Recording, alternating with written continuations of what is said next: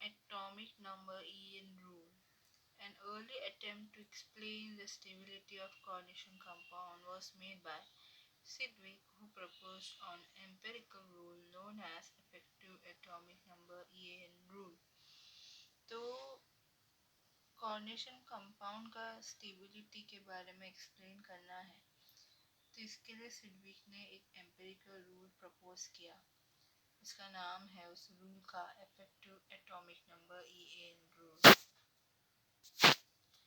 ईएन rule equal to total number of electrons around the central metal ion in the complex.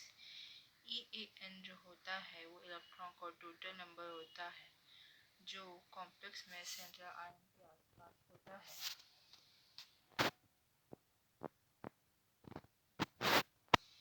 EAN rules state that a metal ion continue to accept electron pair till it attains the electronic configuration of the next noble gas। EAN rule जो है यहाँ पे metal ion जो है electron pair को accept करता है तब तक जब तक उसका इलेक्ट्रॉनिक कॉन्फ़िगरेशन नोबल गैस में पहुंच नहीं जाता। Thus, if the EAN is equal to 18 argon, 36 krypton, 54 xenon और 86 radon, then the EAN rule is obeyed। तो इफेक्टिव एटॉमिक नंबर जो है उसमें एर्गॉन 18 रहता है, क्रिप्टॉन 36, ज़ीनॉन 54 या फिर रेडॉन 86 होता है और ईएएन रूल ओबे होता है। EAN can be calculated with the following formula. EAN जो है उसे कैलकुलेट कर सकते हैं फार्मूला से। फार्मूला क्या है इफेक्टिव एटॉमिक नंबर का? Number of electron of metal ion plus total number of electron donated by the ligand. तो मेटल आयन का number of electron plus ligand की वजह से जो इलेक्ट्रॉन डोनेट होता है उसका total number equal to atomic number of metal minus number of electron loss by metal to from the ion X number of electron donated by ligand Y. So यहाँ पे metal का atomic number को minus करेंगे number of electron जो metal loose करता है ताकि वो आयन एक्स फॉर्म हो सके। उसको फिर ऐड करते हैं नंबर ऑफ इलेक्ट्रॉन जो लिगैंड डोनेट करता है, तो EN is N minus X plus Y होता है।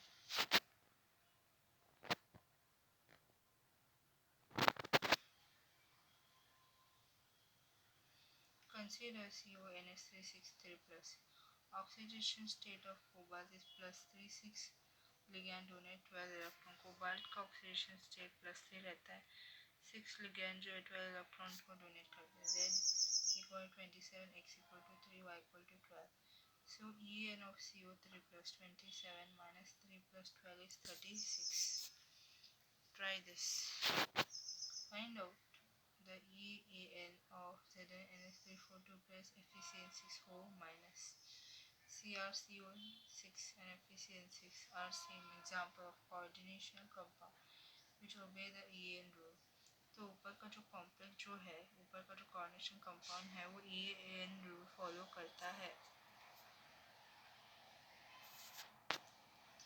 Certain other coordination compound however do not obey the EAN rules। तो कुछ coordination compound जो है वो EAN rule follow नहीं करता।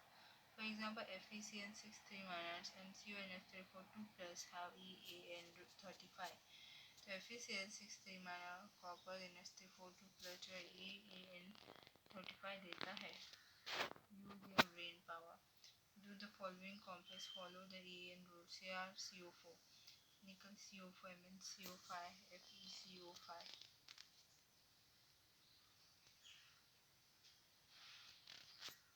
Classification of isomer in coordination compound. तो कोऑर्डिनेशन कंपाउंड में जो आइसोमर का क्लासिफिकेशन है, तो आइसोमर क्लासिफाई होता है स्टीरियो आइसोमर और कॉन्स्टिट्यूशनल आइसोमर या फिर स्ट्रक्चरल आइसोमर में। स्टीरियो आइसोमर क्लासिफाई होता है दो टाइप में, ज्योमेट्रिक्स या फिर डायस्टीरियो आइसोमर, फिर ऑप्टिकल आइसोमेरिज्म या फिर एनंशियोमर। फिर स्ट्रक्चर आइसोमर जिसको कॉन्स्टिट्यूशनल आइसोमर भी बोलते हैं, वो 4 टाइप में क्लासिफाइड होता है।